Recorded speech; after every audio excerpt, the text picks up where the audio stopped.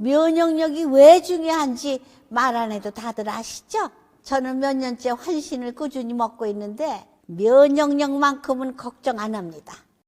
요즘 같은 시대 튼튼한 면역력에 건강까지 쑥쑥. 지금부터라도 환신 꼭 챙겨 드세요. 드셔본 분들만 그 진가를 느낄 수 있다니까요.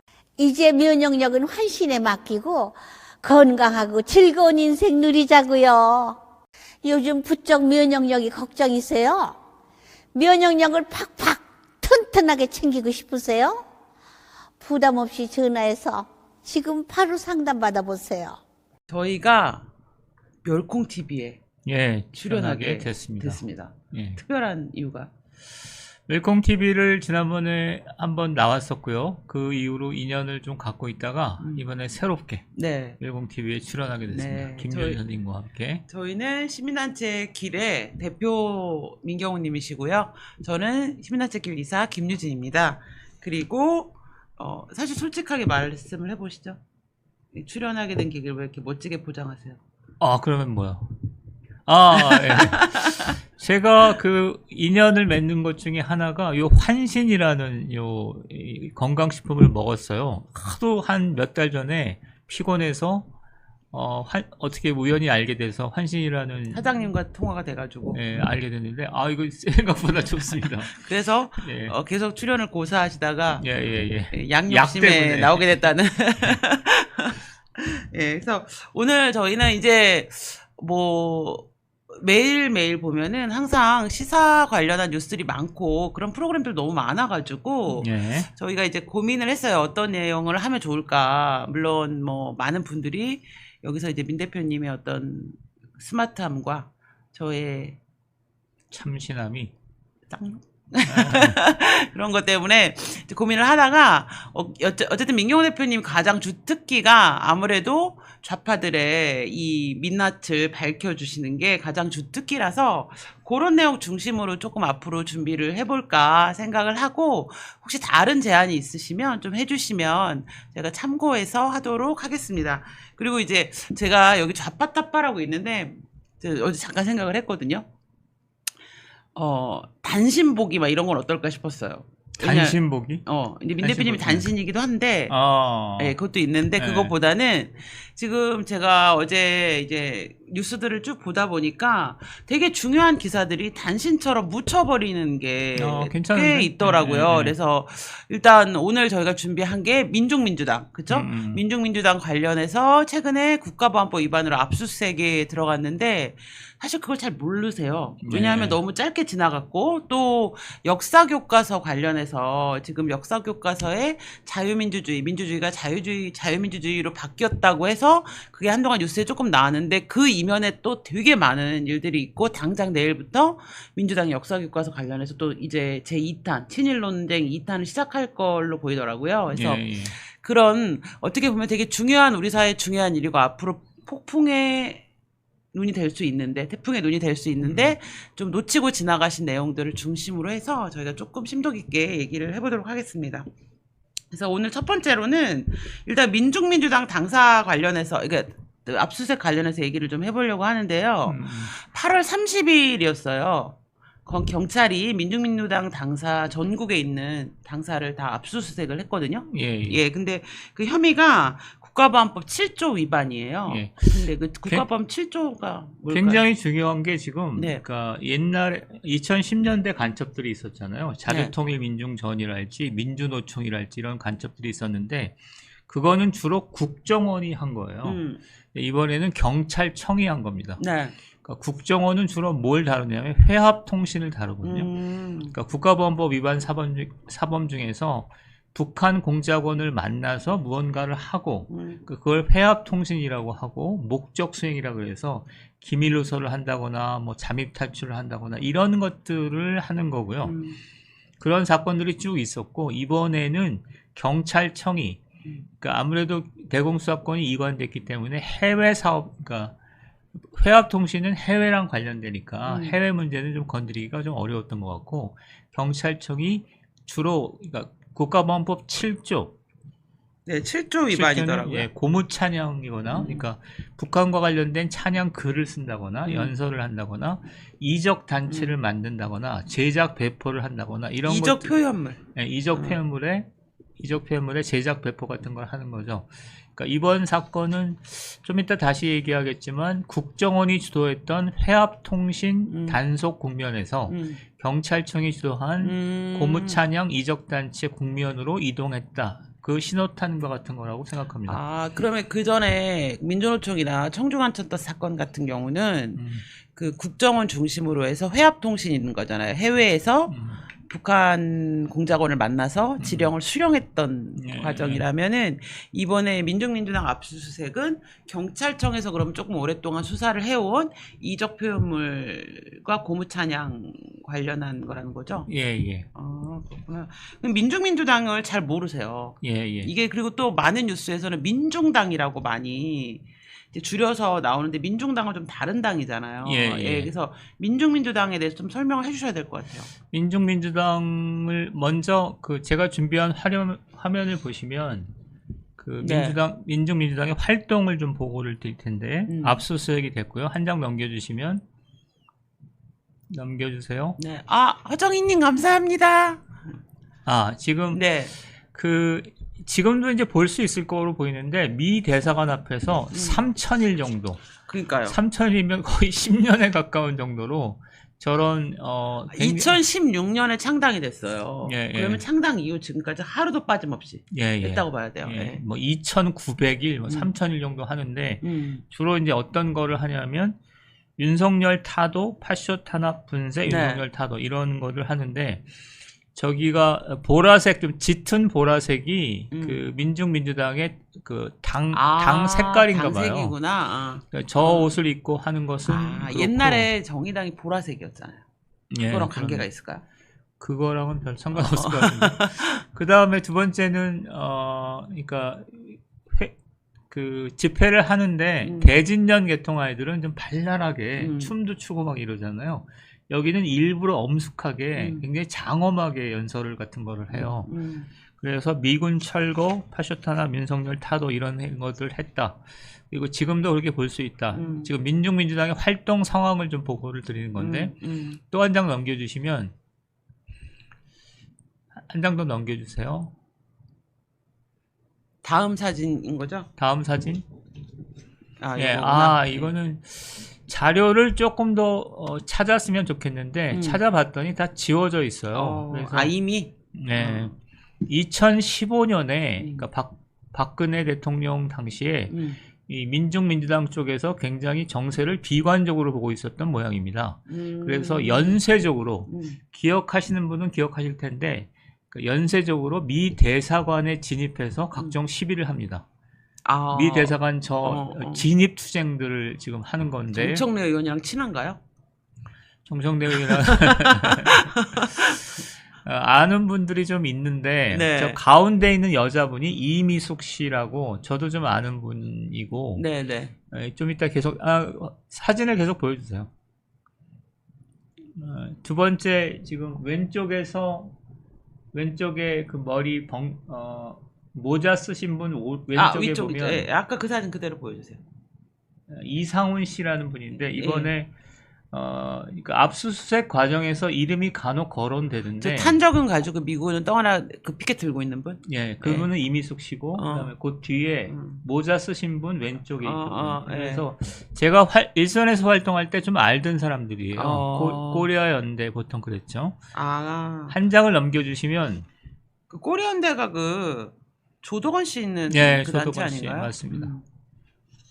한 장을 넘겨주시면 자 이게 그러니까 미 대사관저에 진입을 하는데 그냥 진입하는 게 아니라 그 전날쯤 남기는 말이라고 돼 있잖아요. 그러네요. 이를테면 안중근이 하든 안중근 흉내를 내는 거예요. 남기는 말 해서 단지는 안 하나요? 단지 손가락 자르거나 이런 단지까지는 안 하더라고. 왜 안 할까? 혈서를 쓴 거나 이런 혈서 같은 건 많이 쓰죠. 근데 단지 그러니까 운동권이 전성기에 있었을 때도 단지는 안 했어요. 못 했어요, 사실은. 혈서 정도 썼죠. 혈서도 좀 장난스럽게 썼죠. 남기는 말에서 저렇게 사진 찍고 대국민 선전을 하고 왼쪽에 계신 분이 이 좌파 역사에서 나름 이름이 계신 강희남 목사입니다. 그러니까 저 민중민주당의 정신적 지주 같은 분으로 받아들이셨던 했던 분 같습니다. 범민련에 계셨던 분. 네, 범민련을 상징하는 분입니다. 장기수인가요? 목사인데 네. 아주 오랫동안 반정부 목사를 했죠. 네네. 그래서 김민욱 목사랑 비슷한가요? 그런 뿌리는 그런데 그러니까 그 비교는 전혀 안 되죠. 비교급이 아예 아닌 거죠. 김민욱 목사는 강인한 목사에 비하면 저 아래. 강인한 목사님 무슨 행사장에 있으면 김민욱 목사는 저 옆에 커피 심부름 하던. 커피 심부름 그렇게 되는 거죠. 그러면 지금 어쨌든 그러면 지금 탄핵 무슨 촛불 연대 뭐 이런 애들이 지금 이 민중민주당하고의 관계가 그 민중민주당이 찐이고 지금 촛불연대나 이렇게 민주당하고 손잡고 간 애들은 이제 커피 심부름하는 그런 급이라고 봐야 되나요? 저게 이렇게까지 나아가면 너무 고급 과정이긴 한데 90년대 후반에 주사파 범민련이 세 개로 갈라집니다. 세 개로 갈라질 때 제가 범민련 주류로서 범민련을 사무처장을 했던 사람이고요. 그 다음에 범민련의 이거에 반발해서 떨어져 나간 애들이 대진련 하는 애들이고요. 그 다음에 대진련과 또 별도로 뭐 노선상의 차이라기보다는 약간 헤게모니 권력 차원에서 떨어져 나간 게 조덕원을 중심으로 한 코리아 연대입니다. 세 군데. 그렇기 때문에 그 코리아 연대는 프랑스에 있지 않나요? 희망나비인가? 코리아 연대 좀 이따 얘기할게요. 네. 그 다음에 한 장만 더 넘겨주시면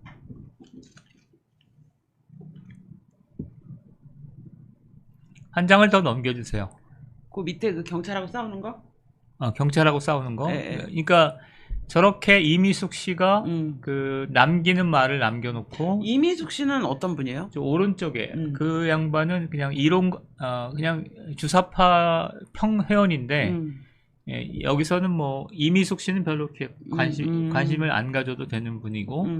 저기 뒷모습이 보이는 분이 이미숙 씨로 보이고 왼쪽에 또 한 남자분이 한 거잖아요. 그러니까 남기는 말을 남겨놓고 미 대사관에 진입투쟁을 하고 연행이 되는 그런 거죠.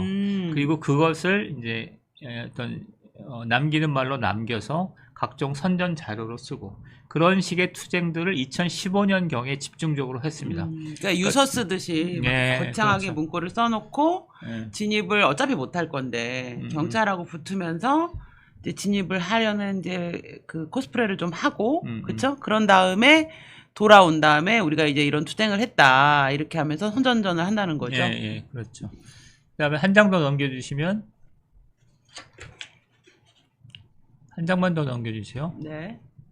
그 밑에 그 집회하는 거 이거는 거죠? 강인한 목사입니다. 강인한 목사의 연결식인데 연결식이 아니라 언제 돌아가셨어요? 2009년도에 돌아가셨는데 근데 2016년도에 이 당이 만들어졌어요.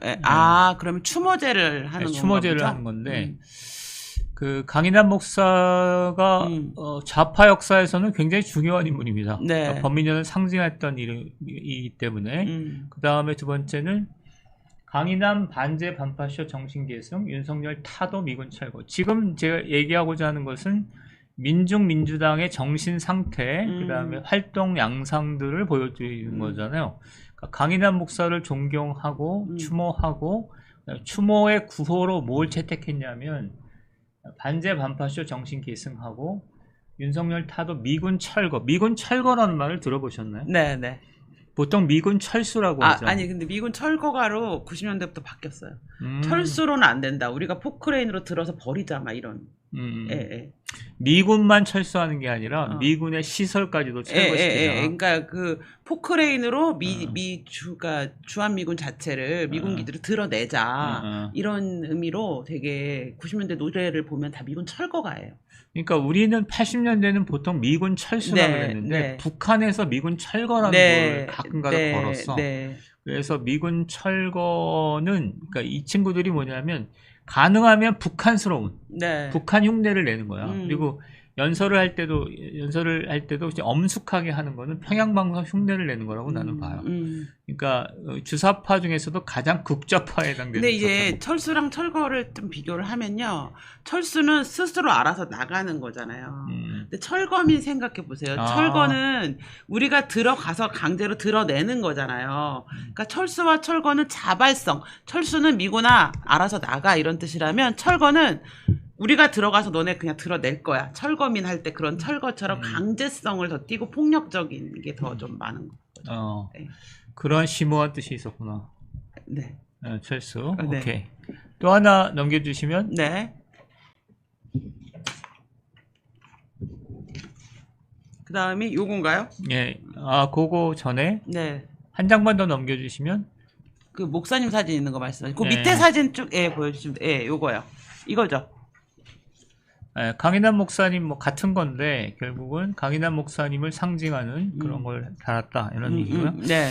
지금까지 민중민주당의 어떤 활동과 관련 소개를 그러니까 했고, 주로 주한미군 철거, 그 다음에 반파쇼. 반제 반파쇼. 그것도 이제 반제 반파쇼 이제 웃겨. 반제 반파쇼 윤석열 일당 타도, 그죠? 그런 거를 했다는 거잖아요. 반제 반파쇼도 반미 반독재 그럴 수 있죠. 얼마든지 그럴 수 있거든. 근데 그거를 나름대로 형식을 갖춘다는 의미로 반제 반파쇼라고 그러는 거야. 제국주의도 미제국주의도 있지만 약간 국제적인 성격이 있어, 이 동네가. 그쵸. 근데 이게 독재 정권보다 파쇼 정권이 들을 때 훨씬 선동적이에요. 이 사람들에게 이 이미지가 훨씬 선동적이에요. 파쇼라고 하는 게 좀 약간 고전스럽기도 하고, 뭔가 2차 세계대전에 히틀러를 떠올리기도 하고, 그런 게 좀 있어요. 예. 그러면 요 민주민주당, 그래서 요 민주민주당이 그러면은 이제 요런 활동을 했는데, 실제로 이렇게 국가보안법 7조 7항 이렇게 위반을 적용할 때까지 했던 짓이 있을 거잖아요. 그런 건 어떤 게 있어요? 지금 7조를 적용할 때 이적 단체를 구성을 했는데, 코리아 연대가 이적 단체로 구성돼 있거든요. 네네. 네. 코리아 연대가 이적 단체로, 그러니까 지금 사태가 정확하게 알려져 있지 않은데, 네. 2003년에 코리아 연구소가 있고, 네. 2011년에 코리아 연대가 있고, 민중민주당으로 계승되는 네. 거예요. 네. 그러니까 코리아 연대에 이미 이적 단체라고 연행이 된 바 있어요. 근데 이게 지금 진보당도 지금 만만치 않은 주사파잖아요. 그리고 예전에 이제 통진당도 종북 시비가 붙었던 당이고 실제로 해산이 됐잖아요. 그러면 통진당이나 진보당과 이번에 경찰에서 주목하고 있는 민중민주당은 어떻게 결이 다른가요? 그러니까 이거는 주사파 안에 여러 개의 그룹이 있습니다. 그룹이라는 건 정식 조직이 있고, 그 조직 안에 사람마다 이렇게 친서 관계로 묶인 그룹이 있을 수 있잖아요. 그 그룹 중에서 주로 경기 동부와 울산이 만든 게 통합진보당, 민중당, 진보당이고요. 그다음에 그 주사파의 또 다른 분파인 대진련이 만든 게 국민주권당이고요. 네. 그다음에 조덕원을 중심으로 한 코리아 연대, 코리아 연구소 사람들이 만든 게 민중민주당이에요. 그러면 이 코리아 연대랑 진보당이나 이쪽은 대진련은 어떤 노선의 차이가 있는 거예요? 그 첫 번 노선 차이는 세 파 모두 주사파인데 차이가 있다면 약간 경기 동부가 훨씬 조금 더 전문 과정인데. 아니 제가 보기에는 우리 시청자님들은 이제 경기 동부는 대한민국의 어떤 상식 수준이에요. 다 알아요. 활동에 어떤 차이가 있냐면 경기 동부와 진보당은 민생 같은 걸 중시합니다. 그러니까 노동자, 농민을 중시합니다. 그리고 그 정치 활동을 하더라도 좀 유연하게 합니다. 이 차이가 있고요. 코리아 연대는 아예 대중적인 것보다는 선명성을 강조하는 게 있고요. 대진련은 노동자, 농민보다는 학생을 중시하고 당면한 정치 투쟁을 중시하는 게 있습니다. 그러면 이 세 당 중에서 북한은 어느 쪽에 가까울까요?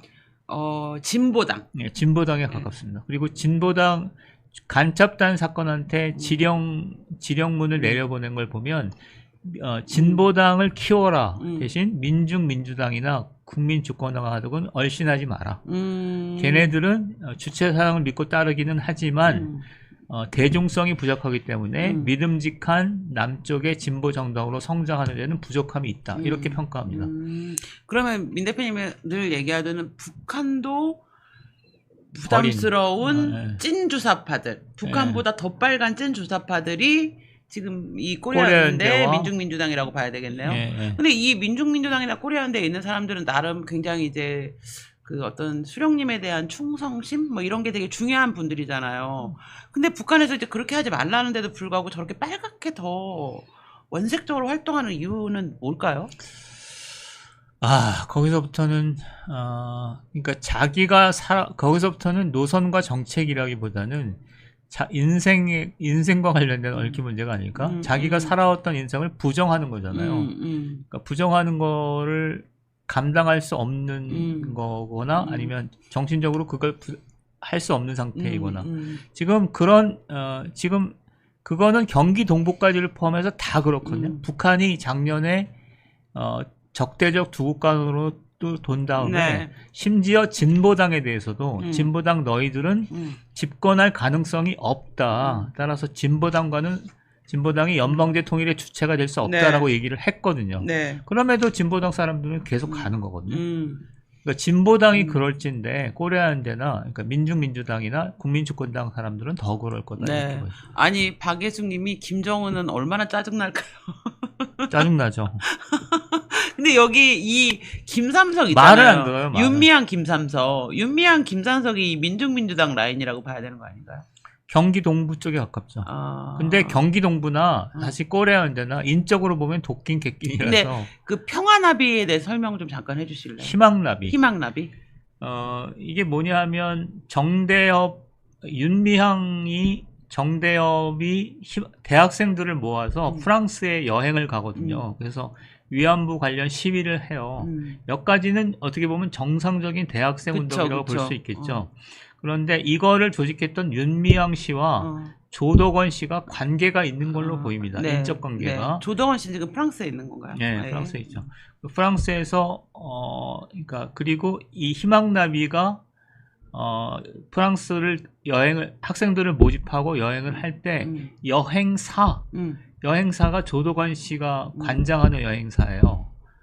그럼 그 프랑스에 가서 그 학생들의 활동이 북한하고의 어떤 접촉이나 이런 접선이 있는 건가요? 북한하고 접촉까지는 아니고, 그러니까 조덕원 씨가 사상 교양을 시키는 것으로 의심하고 있죠. 프랑스에서. 그러니까 이제 한국에서 하면 이게 적발될 우려가 있으니까 위안부를 소재로 그 한국의 학생들을 모집을 해서 프랑스로 보내서 조덕원한테 보내면 조덕원이 거기서 사상교육을 시켜서 다시 보내는 그런 루트인 거네요. 이 희망나비가 하는 일이.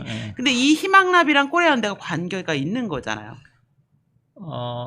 코리아연대, 그렇죠. 코리아연대와 관계가 있죠. 그러면 근데 이 코리아연대가 지금 민중민주당으로 발전했다고 보면 실제로 민중민주당하고 조덕원하고 윤미향은 하나의 조직선이라고 봐야 되는 거 아닌가요? 제가 볼 때 조직이라고 하기에는 좀 부담스럽고 사업 공동체, 사업과 어떤 여행 사업과 그다음에 사상 사업을 하는 어떤 일시적인 동지. 근데 왜 하필 프랑스를 선택했어요? 프랑스가 아마 그러니까 친북 활동을 하기 좋은 것 같습니다. 그러니까 저는 잘 모르겠는데 유럽에서 베를린에서 주로 하지 않았었나요? 프랑스가 제일 크죠. 프랑스가. 그건 독일에서 하기도 했는데 그리고 또 하나 프랑스와 관련해서는 부누아 케네데라고 하는 프랑스 상원의원인가 그런데 이 사람이 뭐 북한에도 여러 차례 가고 간첩 활동을 했다고 북한에 간첩. 어떻게 프랑스 사람이 북한 간첩을 하죠? 북한 간첩을 했다가 자료를 찾아보니까 그 간첩 혐의는 일단 무죄를 받고 다른 것은 공소유지가 됐나 봐요. 그런 이렇게 복잡하게 얽힙니다. 그러니까 정대협, 희망나비, 윤미향, 조덕원 이게 다 얽히면서 그런 사업을 했던 거죠. 근데 이게 지금 경찰이 어쨌든 30일 날 민중민주당 국가보안법 협의로 압수수색을 했다는 거는 지금 제일 사람들이 걱정하는 게 국민들이 대공수사권이 국정원에서 경찰로 넘어갔잖아요. 그리고 난 다음에 사실 지금 이게 계속 휴민트가 적발되거나 이런 되게 이상한 일들이 계속 예. 불안한 일들이 안보에서 벌어지고 있단 말이에요.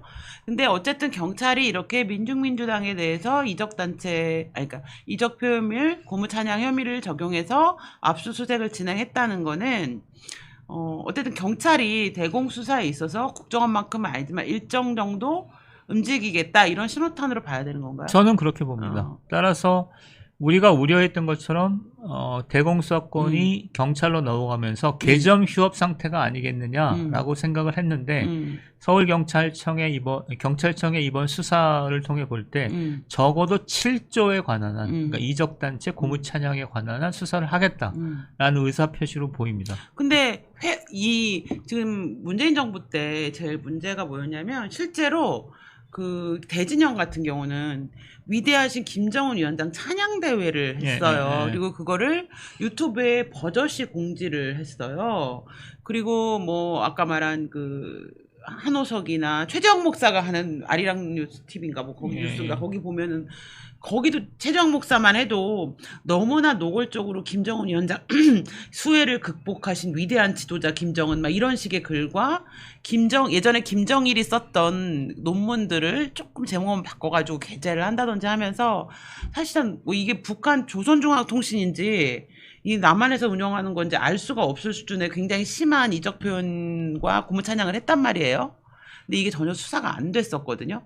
근데 지금 이제 민중민주당을 시작으로 해서 경찰이 이제 이 수사를 들어가겠다는 거잖아요. 본격적으로. 하지만 지금 아까 말한 회합통신이나 이런 실제로 그 휴민트를 활용한 그런 북한의 공작은 현재로서는 잡아내기 어려운 거 아닌가요? 그거는 이제 두 가지 차원이 있죠. 하나는 이제 경찰청이 그러니까 해외 사업이 약하기 때문에 그런 회합통신을 통한 간첩 혐의는 찾아내기 힘들 거다라는 게 일반적인 평가입니다. 근데 그거는 좀 더 시간을 두고 해결해야 되는데 그러니까 모든 간첩단 사건의 시작은 고무찬양이거든요. 고무찬양을 찾다 보니까 그걸 연출해서 더 큰 사건을 찾아내는 거라서 지금 최재형 씨도 사실 그렇거든요. 최재형 씨도 대남 공작원이라고 저는 보는데 그 고무찬양 몇 개만 뒤져도 최재형 씨의 활동을 못하게 하거나 아니면 검거할 수 있었어요. 그게 안 된 거는 고무찬양 수사가 안 돼서 그래요. 그러니까 앞으로 그렇게 되겠죠. 그러면 이후에는 어떻게 보세요? 그러니까 내가 볼 때는 그렇기 때문에 지금 이건 제 생각이에요. 고무찬양 수사는 경찰청이 하겠다라는 징표로 저는 봅니다. 따라서 이를테면 자주 15도 수사에 갈 가능성이 커요. 근데 고무찬양을 수사하면 최재형 목사도 사실 대상 아닙니까? 그렇죠. 그렇기 때문에 굉장히 그러니까 한동안 우리가 간첩단 사건을 본물처럼 봤잖아요. 근데 그게 아니라 한동안은 고무찬양 사건을 보게 될 가능성이 높죠. 제가 볼 땐 4가지 정도는 단속을 해야 된다고 생각해요. 하나는 아까 얘기했던 것처럼 조선중앙통신이나 노동신문을 원문 그대로 게재하는 행위. 이거는 좀 지나친 거죠. 그 다음에 두 번째는 김정은을 찬양하는 행위 이런 거 있잖아요. 그러니까 자주 15가 했던 김정은 국무위원장 찬양대회 뭐 이런 거를 그대로 둔다라는 게 어이없는 일이죠. 근데 저는 차라리 그 원문 그대로 하면은 우리가 볼 때 되게 너무 좀 이상해요. 북한의 가장 고질적인 문제가 도저히 정상적인 이제 자유민주주의 국가의 국민들이 볼 때는 받아들이기 어려운 수준의 원색적이고 굉장히 유치한 표현을 쓴단 말이에요. 근데 저는 이거를 한국식으로 윤색을 해서 예를 들면 신영복이 사람이 먼저다. 이게 주체 사상의 핵심이란 말이에요. 근데 그런 것들, 그 사람에 대해서 신영복이 얘기하면 문재인이 받아서 사람이 먼저다. 이런 식으로 구호를 만들면 우리 같은 주사파는 딱 보는 순간 저 주체 사상인데 이걸 알지만 국민들은 모르잖아요. 저는 그게 훨씬 더 위험하고 그런 것들을 오히려 색출해야 되는 게 아닌가 싶은데. 그것도 두 가지가 있을 것 같습니다. 저는 동의가 되는데, 그러니까 그 신영복류의 대응은 그건 대공수사나 공안의 영역이라기보다는 국민적 어떤 체질의 문제라고 봐요. 국가적 사회가 그걸 어떻게 정화하고 네. 할 것인가의 문제인데 지금 첫 번째는 그러니까 조선중앙통신을 그대로 전제하는 행위들은 뭐가 되냐면 그 자체가 문제가 되는 게 아니라 그러니까 노동신문에 무슨 보도가 그대로 실렸다고 해서 그 자체로 문제가 되는 게 아니라 그 행위가 서서히 국가보안법을 무력화시키는 어떤 의도예요. 우리가 옛날에 노동신문을 전제하고 그랬거든. 네. 근데 그거가 그 노동신문을 얼마든지 요약해서 기사로 써도 상관없는 거 그렇게 해도 목적을 달성하는데 네. 아무 지장이 없는데 네. 그럼에도 불구하고 했던 행위는 뭐냐면은 그걸 통해서 국가보안법을 한 발 한 발 무력화시키겠다는 정치 행위였거든요. 그러니까 그런 차원에서 문제를 삼아야 된다고 생각하고 후자 신영복 같은 문제는 앞으로 과제겠죠. 그럼 이거는 어떤 이런 민중민주당의 이런 고색창연을 여기 보면은 김정은은 근데 이게 지금 똑같아요. 최재형 목사가 했던 매체랑 통일뉴스 네, 그다음에 민중민주당이 똑같이 얘기하는데 지금 북한이 수해가 되게 심각하잖아요. 네. 그래서 지금 수해 때문에 난리고 전 세계가 북한 수해를 주목하고 있는데 지금 북한에서는 그런 자기네를 도와주는 걸 안 받겠다 지금 이렇게 얘기를 하고 있단 말이에요. 근데 지금 최재형 목사도 그렇고 민중민주당도 그렇고 지금 통일뉴스도 그렇고 남한의 주사파들이 일색으로 얘기하는 건 이 엄청난 국난을 우리 김정은 위원장님이 위대한 지도력으로 영도력으로 극복해 가고 있다. 이게 지금 무슨 약속이나 한 것처럼 다 똑같이 주장하면서 그 표현물들이 실렸어요. 김정은 국무위원장이 국난을 극복하고 있다. 그렇게까지 얘기해? 저기 네. 김정은 국난 극복 최고 사령관이라고 민중민당이 썼는데 최재형 목사 거기 들어가도 또 나와요. 이 수해라고 하는 엄청난 국난을 김정은 위원장이 위대한 영도로 극복하고 있다. 이렇게 나오고 이거 통일뉴스도 그렇고 지금 모든 남한의 주사파들이 똑같이 얘기해요. 이 수해라고 하는 엄청난 국난을 김정은 위원장의 위대한 영도력으로 극복하고 있다. 이게 다 워딩이에요, 지금. 그렇다면 옛날보다도 훨씬 더 진해진 걸로 보이는데요. 옛날에는 자력갱생으로 돌파한다 그러지 거기에 김정일이 돌파한다. 민망하니까. 홍수 정도를 갖고 우리나라 홍수가 나긴 하잖아. 근데 홍수 갖고 무슨 국난이다 이런 얘기를 하지 않잖아요. 그냥 자연재해지. 조금 지나면은 김정은 위원장이 그러니까 위대하신 김정은 위원장님이 수해 현장에 가서 입김을 불었더니 바람으로 물이 다 건조됐다 막 이런 얘기 나올 판이야 지금. 실제로 북한 사람들이 그러나 보더라고. 근데 우리가 보기에 이 말도 안 되는 얘기를 보면은 지금 저는 이걸로 갖고 사람을 어떻게 선동을 해 이런 생각을 했는데 민경호 대표님 얘기는 그걸로 어떤 남한 사람들을 선동하겠다 대한민국 국민들 그런 것보다는 이런 것들을 계속 퍼뜨리면서 국가보안법을 사실상 무력화시키는 게 목적이라는 거잖아요. 네, 나는 그렇게 봐요. 그래서 4가지 정도는 단속할 필요가 있어요. 네. 그러니까 그 얘기들이 설득력이 있어서가 아니라 국가보안법 체제 사회 정화 차원에서 할 필요가 있는데 첫 번째는 조선중앙통신이나 노동신문을 그대로 전제하는 행위. 두 번째는 김정은을 찬양하는 행위. 그래서 저게 지금도 아직도 올라와 있던데 자주시보에 보면 김정일 국무위원장 찬양 대회가 있어요. 멀쩡한 학생들이 나와서 김정일 칭송해요. 그러니까 오늘 이것도 올라가겠죠. 위대한 수해를 극복하시고 국난을 극복하신 위대한 지도자라고 지금 다 이번 수해와 관련해서 정말 모든 주사파 매체에 그렇게 실렸어요. 근데 지금 이 외신이나 이렇게 들어오면 아니거든요. 지금 수해로 완전히 난리가 나서 지금 전 세계가 좀 도와줘야 되나 이런 얘기를 하고 있는데 자기네들끼리는 지금 수해를 극복했다는데 수해를 극복하는 얘기는 없어. 그냥 수해 현장을 방문하셨다 이런 수준이에요. 그래요. 세 번째는 제가 볼 때 정의의 전쟁 막 이래가지고 그러니까 남침을 긍정하는 행위. 이거는 정말 단속해야 돼요. 대표적인 게 윤미향 토론회에 있었던 김광수 씨 얘기가 같은 게 있잖아요. 그다음에 한호석 같은 사람들.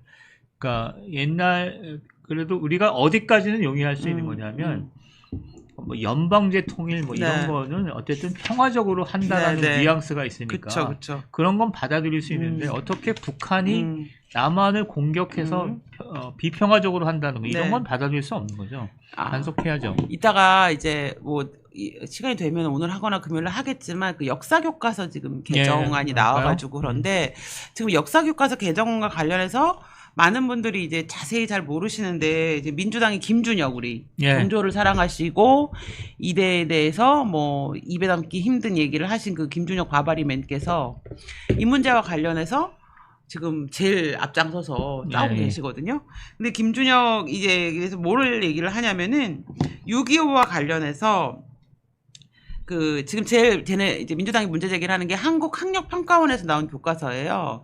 근데 6.25 전쟁에 대해서 뭐라고 얘기를 하냐면은 그 6.25와 관련해서는 북한이 철저히 남침을 준비했다 이렇게 기술이 돼 있어요. 예. 근데 그거에 대해서 지금 민주당이 문제 제기를 하는 거예요. 예. 그렇게 기술하고 하면 안 되고 남북 간 상호 도발 아니면 38선 지역에서의 교전을 넣어라.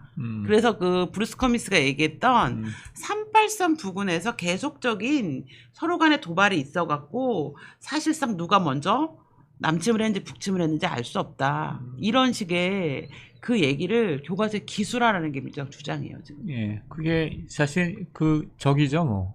그러니까 세 가지가 있는 건데 남침 유도설이 있잖아요. 에치슨 라인에서 네, 한국을 네. 빠진 거 그런 걸 가지고 남침 유도설을 했다라는 얘기를 했고 실제로 저는 그런 공부를 하면서 자랐고 그 다음에 좌파의 모든 책들에는 은연중에 그런 얘기들이 담겨 있죠.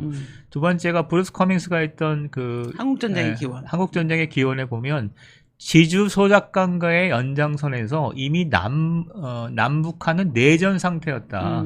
내전 상태의 연장선에서 그러니까요. 6.25를 어떤 전후한 시기에 이미 남북 간의 교전이 있었고 이 교전이 대규모 지상전으로 발전한 거다. 이런 얘기죠. 근데 그 옐친의 보고서를 다 네, 공개를 하면서 있었으니까. 사실상 김일성이 소련에 가서 이미 남침과 관련해서 예. 재가를 받고 문서가 나오잖아요. 근데 그런 건 존재하지 않아요. 그러니까요. 이들에게는 그런 사실은 존재하지 않아요. 그거를 모를 리가 없잖아요. 없죠. 모를 리가 네. 없고. 제가 오늘 주장했던 바를 따른다면 김준혁 씨의 주장도 국가보안법 위반 대상입니다. 아, 진저마르 자리님 감사합니다. 진저마르 자리님이 제보를 받았는데요. 민주당은 북한의 지령을 받는 고종 간척 집단이라는 제보를 받았다고. 증거는 차차 밝히실 거죠? 기대하겠습니다. 아, 근데 현역 국회의원이 그런 주장을 한다는 것 네. 자체가 네. 이거는 하여튼 제가 얘기를 해놓고도 좀 민망해지는데 왜냐하면 국가보안법 위반이야 저거. 그쵸. 네. 그쵸. 옛날에는 저걸 때문에 처벌을 받았을 법한데 근데 지금은 이제 어떤 언론 출판의 자유가 늘어나서 조금 더 개방적일 수는 있어도 근데 저 정도 주장은 근데 저는 그 부분에서 조금 문제의식이 있는데요. 우리가 생각할 때는 이제 그 북한에 대한 혹은 뭐 사회주의에 대한 다양한 표현을 예전에는 다 안 된다 이랬는데 지금은 허용을 하면서 언론 출파 사람들의 의견을 피력하는 민주적인 어떤 국민의 자유가 늘어났다라고 얘기를 하잖아요. 근데 역으로 보면요. 이승만 대통령 그다음에 이제 뭐 그러니까 소위 말하면 보수적 어떤 우리가 그동안 쭉 이제 왔던 박정희 대통령이나 예를 들면 이승만 대통령이 그 지금 노정면이 국회에서 너무나 당연하게 이승만 대통령 런승만인데 왜 서울을 지키려 한 것처럼 거짓말하냐 이러면서 그 심지어 뉴라이트 판별법 이런 걸 보면은 역으로 자유를 억압하고 있는 거죠. 그래서 뭐 친일이다, 독재를 미화했다 이런 식으로 해서 사실은 대한민국은 예전에는 사회주의 사상과 관련해서 금기시했던 나라에서 지금은 오히려 예전에 대한민국의 어떤 단독정부 수립 이후의 역사에 대해서 금기시하는 역으로 자유를 억압하는 대상이 바뀌었을 뿐 여전히 표현의 자유는 없는 국가라는 생각이 저는 좀 들더라고요. 네, 그렇죠. 그 뿌리가 제가 볼 때는 그 약간 포퓰리즘 같아요. 선과 악에 의해서 자기들만이 네. 선이고 네. 그 자기와 다른 그러니까 다양성과 공존을 인정하지 않는 어떤 세계관을 갖고 있기 때문에 네. 옛날에는 주류적 세계관을 부정하는 데 집중하겠다면 지금은 어떤 주류가 다시 복권하려는 거잖아요. 그쵸, 이승만 그쵸, 이런 그쵸. 것들을 공격하는 그쵸. 걸로 발전했다 이렇게 봅니다. 네. 그래서 요 어떻게 영상 볼까요? 어떻게 할까요? 영상까지는 필요 없고요. 네, 이거 안 봐도 되나요? 네, 넘어갈까요? 아까 얘기 다 네, 했고요. 그래서 혹시 민중민주당 관련해서 그럼 조금 더 하실 얘기가 있으실까요? 지금 시간이 조덕원하고 네. 그러니까 황희로 얘기를 좀 황혜로 할까요? 얘기를 할 텐데 그 얘기만 잠깐 예, 하고. 아까 그 밑에 조덕원 씨 사진 좀 보여주세요. 피디님 혹시 계신가요? 네. 그래서 얘기하시면 될 것 같아요. 이게 조금 이 딜레이가 있어서 말씀하시면 돼요. 예, 조덕원 민중민주당의 실질적인 리더는 조덕원입니다. 네. 86년 고대 법대 출신이고요. 그다음에 저기 종부지역당에서 99년까지 복역을 했고요. 저랑 감옥을 같이 살았습니다. 아, 진짜? 출소를 같이 했습니다. 같은 날. 그렇고 끝난 다음에 저는 범민련으로 복귀했고 감옥에서 회합 통신을 하신 건가요? 회합 통신 실제로 했죠. 편지로 회합 통신 했죠. 감옥에서? 네, 네. 누구랑? 조덕원이랑. 무슨 내용을 주고받았어요? 그러니까 한옥투라고 한국옥중투쟁위원회에서 99년 8월 15일 날 준법서약 투쟁을 한다라고 해서 조덕원이 한옥투 대변인이었고 네. 내가 한옥투 사무국장이었어. 그러니까 대표는 누군가요? 대표는 없어. 그 두 사람이 대표를 했었어. 그래서 조덕원이 쓴 글을 내가 봤었어. 그러면 감옥에서 봤어. 감옥에 가서 지금 조덕원하고 조직을 만드신 거예요?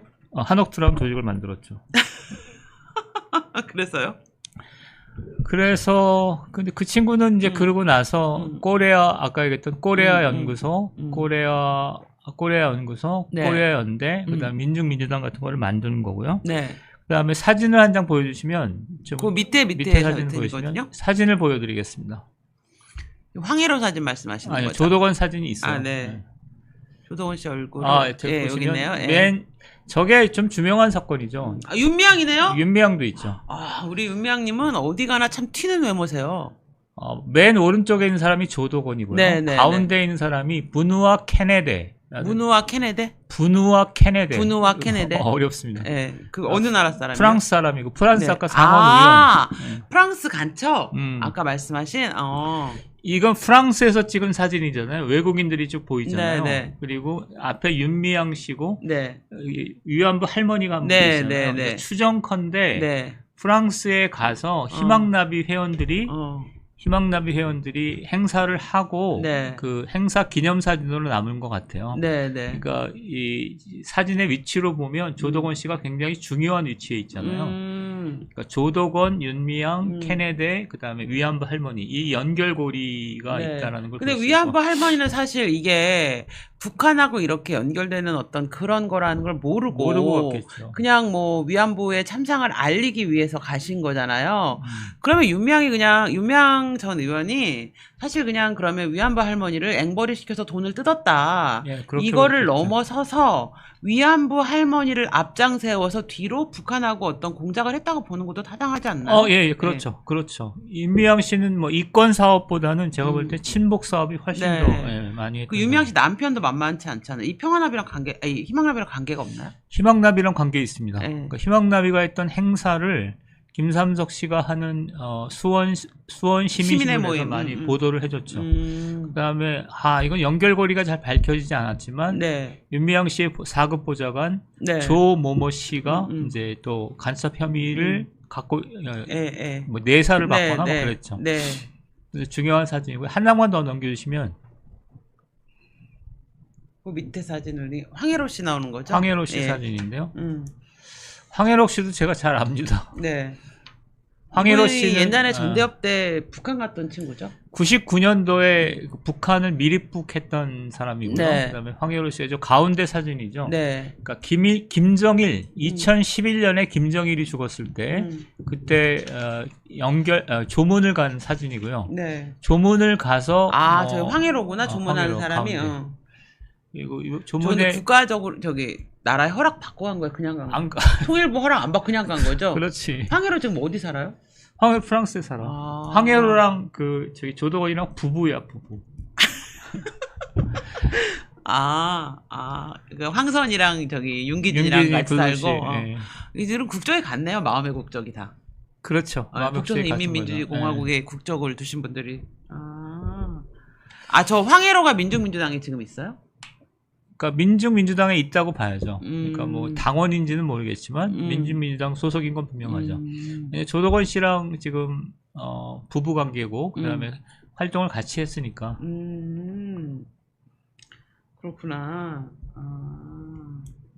그러면 이후에 지금 어쨌든 그래도 국정원의 어떤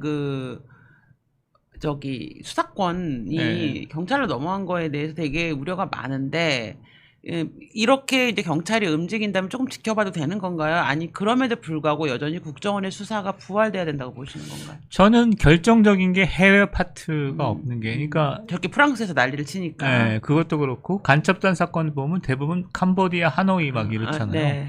그리고 이번 사건도 코리아 연대라는 것을 국정원이 장기간 수사했던 것을 물려받은 이관을 거지. 한 거구나. 그러니까 경찰청 차원에서는 수습하기 어려울 걸로 보이고 국정원의 대공수사권이 복원되는 게 좋겠다 싶어요.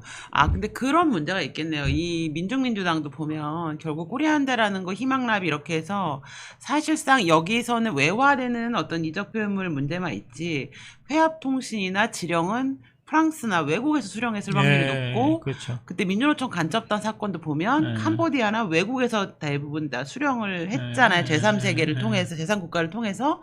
그렇다고 놓고 보면 대한민국 경찰은 대한민국의 영토를 벗어나서 수사를 할 수가 없잖아요. 그렇기 때문에 이 국정원 수사권이 경찰로 이관된다는 것은 어떻게 보면은 대북 접촉이나 중요한 지령 수령에 있어서 굉장히 중요한 부분들을 수사할 수 없게 되는 큰 문제가 발생할 수 있다고 보겠네요. 그렇죠. 네. 해외 파트가 사라진다는 것은 사실상 국정원의 그러니까 간첩 혐의의 핵심은 뭐냐 하면은 회합통신입니다. 그러니까 만나고 이메일 교환하고 이게 있어야만 지령 수수도 되고 그다음에 어떤 임무 수행도 되는 거잖아요. 그러니까 회합통신을 근데 그 회합통신이 전부 다 해외를 매개로 해서 이루어지기 때문에 해외 파트가 사라진다는 거는 수사를 할 수 없다는 뜻이에요. 그러면 이게 지금 북한의 대남 정책하고도 관계가 있는데요. 예전에는 남파 간첩을 보내가지고 실제로 여기서 이렇게 했단 말이에요. 근데 최근에 지금 벌어지고 있는 간첩단 사건을 보면은 남파 간첩이 내려오는 게 아니고 제3국에서 만나서 지령을 수수하는 형태로 북한의 대남 공작이 바뀌었잖아요. 그 얘기를 좀 해주시면 어떨까요? 그러니까 옛날에는 물론 이제 두 가지가 있죠. 하나는 이제 인터넷 같은 게 발달해 있지 않기 때문에 어쩔 수 없이 남한에 내려와서 설득을 해야 되잖아요.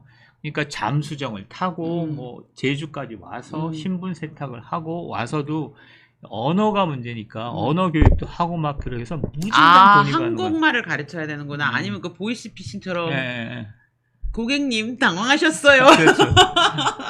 그게 엄청나게 돈이 많이 드는 거예요. 네. 그리고 와서도 또 어떤 문제가 있었냐면 옛날에는 남쪽에 누군가 있었어. 그러니까 6.25 때 어떤 관련 있는 사람이 있었는데 시간이 지나니까 다 죽어버린 거예요. 네. 죽거나 아니면 연고자가 없거나 이산 가족이 지금 없어지고 있구나.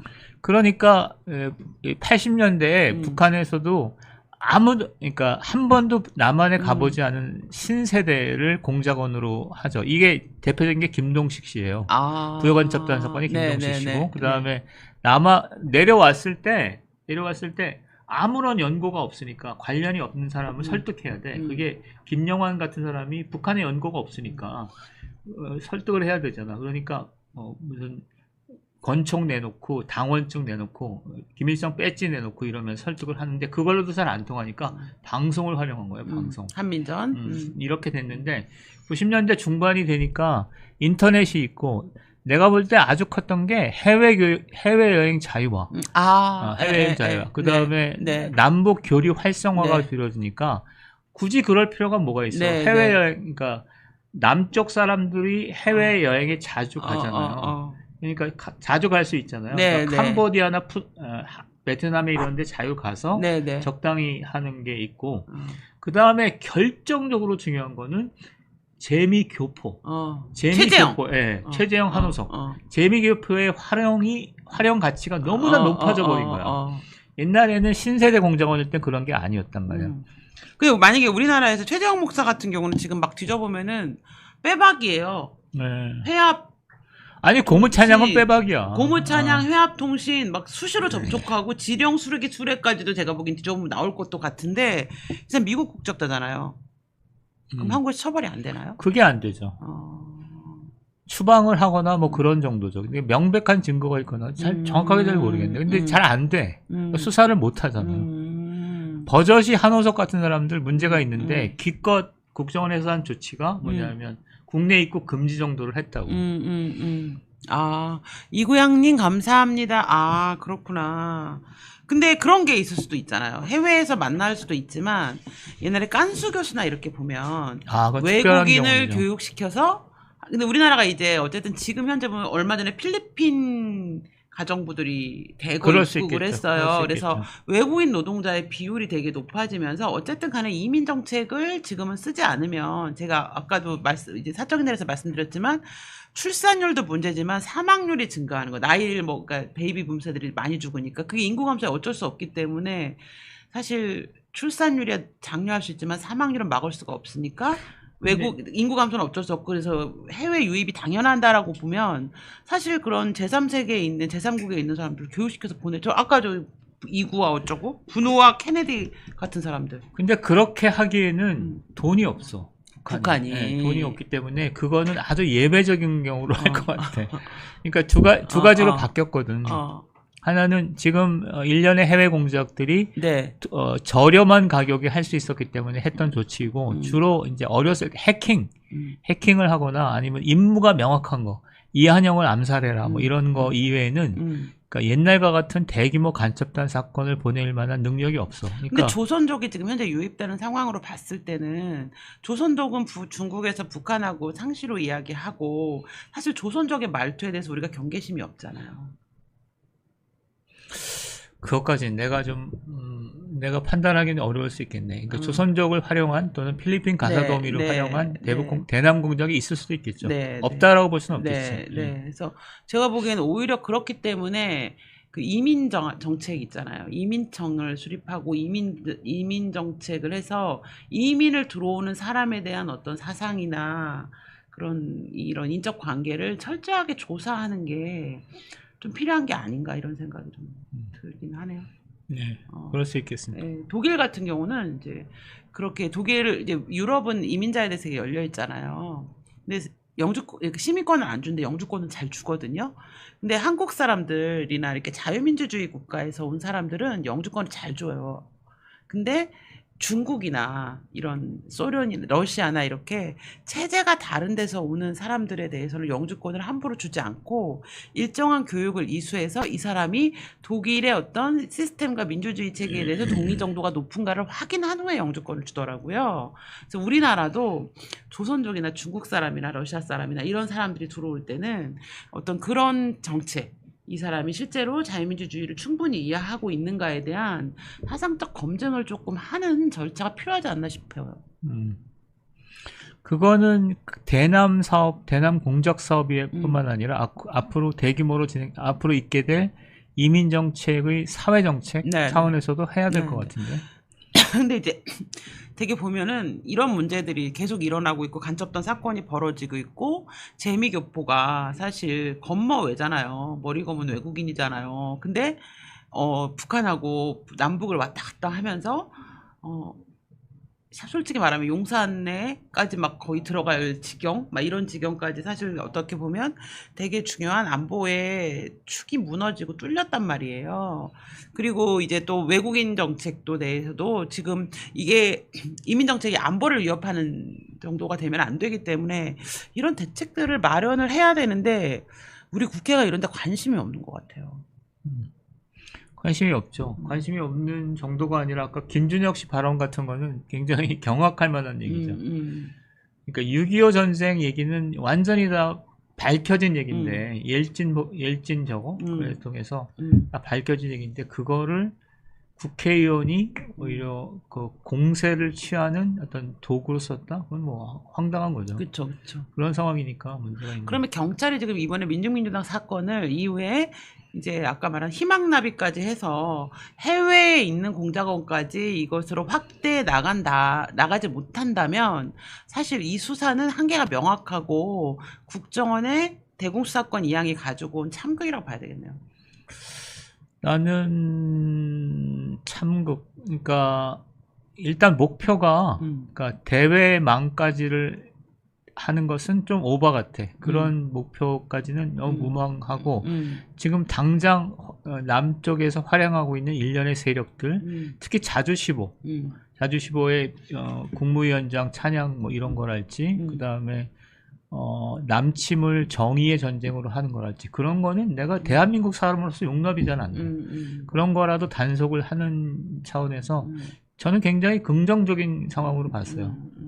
근데 지금 민주당 이번에 비례를 보면요, 사실 지금 진보당하고 너무 절친이에요. 그래서 저는 이제 이게 어느 수준을 넘어서서 국회의원들, 그 다음에 그 보좌관들까지 해가지고 그분들이 사실 되게 중요한 대한민국의 기밀과 정보를 빼서 보낼 수도 있겠다라는 좀 그러죠. 불안함이 그러죠. 있어요. 네. 그게 이미 그런 시도들이 있었죠. 그러니까 서른 보좌관 김모모 씨, 그 다음에 윤미향 의원 보좌관 조모모 씨가 이게 두 개가 있어요. 국회의원들은 저는 상대적으로 덜 의심이 되는데 보좌관들은 전수조사가 좀 필요한 것 같아. 왜냐하면 그게 한 총련의 범민련 한 총련이 극성했던 90년대 초중반 학번들이 보좌관에 많이 들어가 있고 이 친구들은 너무나 친북적이어서 일부가 친북적이어서 그런 활동을 할 법하거든요. 그리고 그것의 일환으로 지금 그 두 사람이 문제가 됐었기 때문에 저거는 조사를 하면 꽤 많이 드러날 것 같아요. 네. 그래서 좀 근데 이런 거를 조금 근데 그것도 면책 특권이 돼? 국회의원들이 만약에 국회의원이 정보를 막 넘기고 북한에 이것도 면책 특권이라고 막 그러면 어떡해? 면책이 아닐 것 같은데 그건 수사 대상이니까. 제가 보기에는 민주당이 계엄령 걱정을 너무 많이 하는데 계엄이 되면 이제 현행범이 아니면 국회의원 체포할 수가 없거든요. 근데 제가 보기에는 민주당 의원들 전수조사하면 상당히 많은 부분들이 국가보안법 위반으로 체포될 것 같은 불길한 예감이 좀 드는 것 같아요. 예. 그래서 저희가 오늘 원래는 국정교과서까지, 그러니까 국정교과서 얘기를 하려고 했는데, 일단 민중민주당 사건을 저희가 아니면은 좀 다른 데서는 많이 다루질 않고 있고, 근데 이게 어쨌든 대공수 사건이나 국가안보 관련 중요한 사안이라서 조금 다루는 게 좋겠다고 생각을 해 좀 길게 얘기를 했고요. 그리고 내일 국회에서 김준혁 의원실 주최로, 네, 국사교과서, 친일 독재 미화 관련한 토론회를 하신답니다, 민주당이. 그래서 내일 그 내용을 좀 저희가 받아서 저희는 이제 수요일 날하고 금요일 날 오후 1시에 여러분 찾아뵐 건데요. 금요일 날은 저희가 이 국사교과서 이번에 지금 개정 관련해서 무엇이 달라졌고 지금 민주당이 문제 삼고 있는 게 무엇인가. 예를 들면 민주당이 이승만 집권 기간 이렇게 써 있는 거를 문제를 삼았다는 거예요.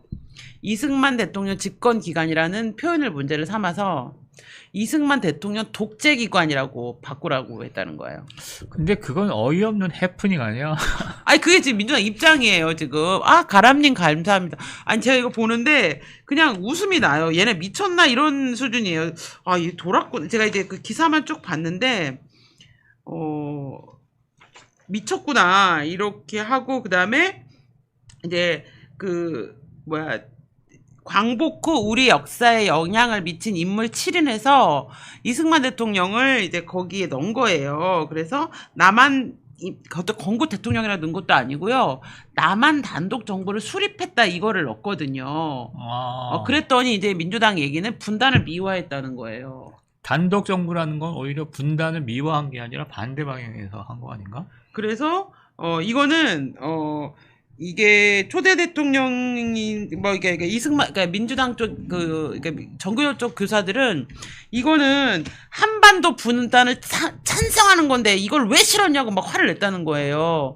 그러니까 남한의 단독 정부를 수립해 갖고 지금 이렇게 온 거잖아요. 그 단독 정부가 대한민국 정부 그러니까요. 아니에요? 그러니까 대한민국 수립은 분단을 미화한 게 되는 거죠. 그러니까 그런 거 대한민국 수립은 싫으면 안 되는 거예요, 교과서에. 그렇죠. 단독 정부가 대한민국 정부인데 그 단독 정부가 틀렸다라고 한다면 그쵸, 대한민국을 그쵸. 부정하는 거지. 그렇죠. 그리고 이제 계속 민주당에서 주장한 거는 반민특위 해체한 거 이런 거 크게 싫으라는 거예요. 근데 그럼 반민특위의 성격 자체가 공산주의 운동이었잖아요. 그런 건 빼고. 오케이. 아니 공산주의자들이 많았잖아. 그러니까 이승만 대통령 입장에서는 소장파. 그 반민특위 활동 거기서 이제 여러 가지 의견이 갈릴 수 있겠지만, 그러니까 그렇게 기술해야 되는 거예요. 반민특위를 해산할 때 물론 친일 행위를 한 자를 처단하는 것도 중요했지만 공산주의자들이 그거를 타고 들어서 그 어떤 분열을 조장하는 것에 대한 우려도 있었다는 것들이 다 기술돼야 되는 거죠. 공산주의자도 있었지만 국회 소장파들이 큰 역할을 했기 때문에. 예. 아유, 오케이, 알겠습니다. 있었다고 해주세요. 예. 알겠습니다. 네. 그래서 그런 내용들과 관련해서 조금 디테일하게 민주당이 내일 아마 토론회를 하면 자료집이 좀 나올 것 같아서 저희가 금요일 날은 그 내용을 중심으로 해서 역사교과서가 지금 내년부터 개정이 되고 지금 9월 2일부터 학교에 다 내려갔어요. 그래서 요거 관련해서 민주당이 또 역사 논쟁을 벌이려고 한다. 모르긴 몰라도 제가 보기엔 내일 토론회 이후에 또 역사 교과서를 갖고 친일, 반일, 독재, 미화 이거를 연말까지 가져갈 것 같아요. 교육감 선거까지 가져갈 것 같아요. 이게 교육감 선거가 올해 또 걸려 있잖아요. 근데 이 정도 문제 제기면 우리가 불리해? 나는 뭐 그 6.25 얘기나 6.25 얘기 크게 터뜨렸으면 좋겠네. 아니 저 지금 깜짝 놀랐는데요. 지금 좌파들 카페를 가보잖아요. 정말 계엄을 걱정하고 있어요. 계엄 얘기하대. 진짜 진심으로 걱정하고 있어요. 저는 깜짝 놀랐어요. 청담당 술자리를 믿는 그분들 있잖아요. 독도도 증말인 것 같아요. 예. 증말이라고. 예, 계엄을 걱정하고 독도가 사라질까봐 두려워하세요. 예. 근데 이제 너무 아이러니한 거는 좌파들이 항상 들고 다니던 그 한반도기 있잖아요. 그 파란 하늘색으로 이렇게 해서 문재인 정부 때는 공식 행사에서 태극기를 안 들고 한반도기를 들었잖아요. 그게 사실 우리가 한총회 때 만든 주사파가 만든 깃발이잖아요. 근데 거기 독도가 없어요. 놀랍지 않습니까? 독도를 누가 지웠는가에 대해서. 독도를 그려넣는 게 좀 아이러니적일 수 있죠. 왜냐면 그건 완전히 도안인데, 상징인데. 네네. 그래서 저희 요 엔딩 전에 저희 오늘은 여기까지 하고요. 오늘은 좀 많이 안 들어오셨어요. 우리가 인기가 없어요. 그래서 저희가 조금 사실 근데 내가 다른 채널 가서 멸공TV 선전하기가 좀 그렇더라고. 그래서 아니 빨대한 거 가서 멸공TV 들어와 주세요 이러기가 좀 그래가지고 말을 못했는데 저희는 수요일하고 금요일 매주 1시에 요런 내용을 할 건데요. 이렇게 어떻게 보면 되게 중요한 내용인데 단신 처리되거나 쉽게 지나갈 수 있는 내용들. 근데 사실 정말 제가 보기에는 지금 계엄령 논쟁도 있고 의대 문제도 있고 여러 가지 문제가 있지만 이런 문제들, 국가 안보와 관련된 문제들, 그리고 좌파들이 움직이려고 하는 이런 문제들에 대해서 누군가는 관심을 기울이고 계속 이제 싸움을 해가야 길게 봤을 때 이게 굉장히 중요한 싸움이 될 것 같아요. 그렇습니다. 더 하실 일 없어요? 무슨 말 그렇게 성의 없이 하시죠, 인사를? 자, 첫 방송이었고요. 재미있었는지 모르겠습니다. 앞으로 열심히 하도록 하겠습니다. 네. 오늘 박예승이 아까 감사드리고요. 요거 광고를 40초 보시고 근데 요 약을 사실 저는 잘 모르겠는데 민경호 대표님이 저는 진짜 효과를 좋아하세요. 많이 봤어요. 네. 그리고 여기 멸공TV에 출연하게 된 계기가 이것 때문입니다. 원래 이제 멸공TV 사장님이 민 대표님한테 이제 출연을 요청을 말씀을 하셨는데 민 대표님이 너무 바쁘셔갖고 지금 입술 다 부르셨잖아요. 좀 어려울 것 같아. 몸이 너무 안 좋아요. 그랬더니 이제 사장님이 내가 좋은 약을 줄게요 해서 오셔서 약을 드시더니 출연하게 되셨다는. 사실, 네. 사정이 그렇게 됐습니다. 예. 그래서 저희 이 광고 보시고 오늘 방송 마무리하도록 하겠습니다. 오늘 시청해주셔서 너무 감사하고요. 저희는 금요일 날 1시에 역사교과서 관련 논쟁으로 다시 찾아뵙도록 하겠습니다. 고맙습니다. 감사합니다. 면역력이 왜 중요한지 말 안 해도 다들 아시죠? 저는 몇 년째 환신을 꾸준히 먹고 있는데 면역력만큼은 걱정 안 합니다.